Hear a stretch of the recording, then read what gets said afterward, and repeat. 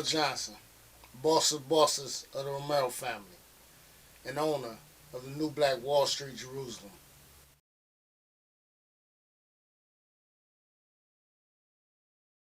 I sometimes sit back and think about all of the special operations that I ventured out on. Operations that I've been trying to accomplish in honor of my father's name and for the salvation of my people.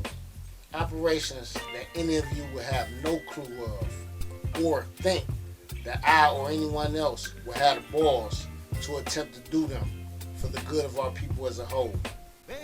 When I say special operations, I'm talking about missions of vengeance and wrath for the wrongs that have been committed against us African Americans. Wrongs that this country and its racist cocksucking citizens want us to allow them to keep committing against us. I've been in town so small that if it was not for God and His plans for our lives and His glory, you'd never catch me in those towns by myself in daylight. So let alone at night, especially on foot, the way that I've been traveling throughout those small towns. This would also include operations of me going after Trump's fuck boys as well. But they weren't doing what they were normally doing prior to me showing up, which is full out brutalizing and attacking non-violent protesters. I've been out here really in search of blood to spill for my people. I've been spending money on hotels, motels, and travel expenses that I really don't have to spend. With each operation, I try to record videos of the mission for your visuals, because I know that one day in the future, this whole thing will come to light.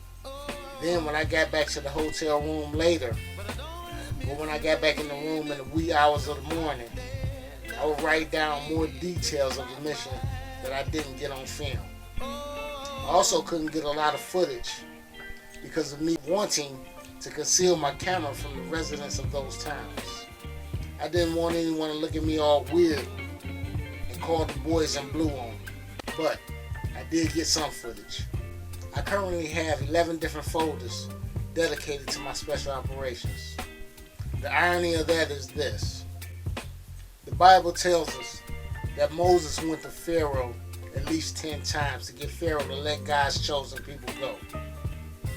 And with each visit to Pharaoh and Pharaoh's denial to let them go, Moses would leave a plague behind as punishment. I said that to say this. God gave Pharaoh ample opportunity to change his heart and mind in letting Israel go. From the Nile River turning into blood to the deaths of all the firstborn of Egypt. Pharaoh had chance after chance after chance after chance after chance, but he was still dead set on keeping Israel in bondage.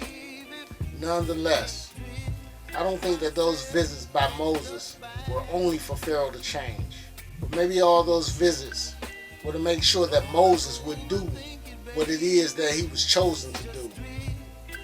You see, God knew the grand finale of the story that was already taking place. God knew that it would end with the death of Pharaoh and his whole army. That's why he hardened Pharaoh's heart, so that he could give chase all the way to the final scene. So, maybe it took all those back and forths between Moses and Pharaoh to harden Moses' heart as well.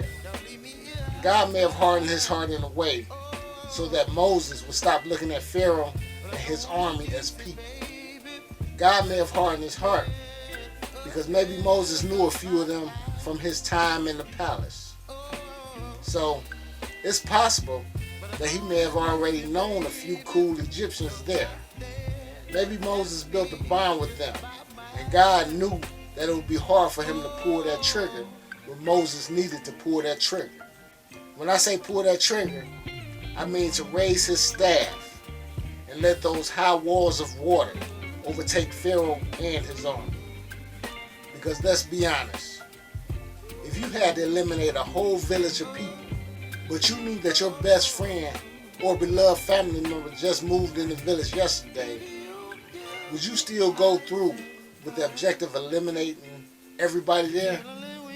So I sit back now and think that maybe it wasn't meant for me to eliminate each person that I went to eliminate during those operations.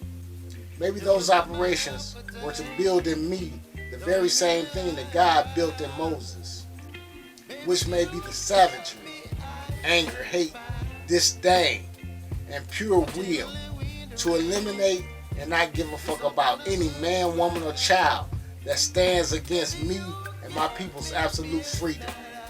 So, to tie my story to Moses raising his staff and drowning Pharaoh and all of the Egyptian army, one night when I was out on my 11th operation, I saw the one that I came for as plain as day.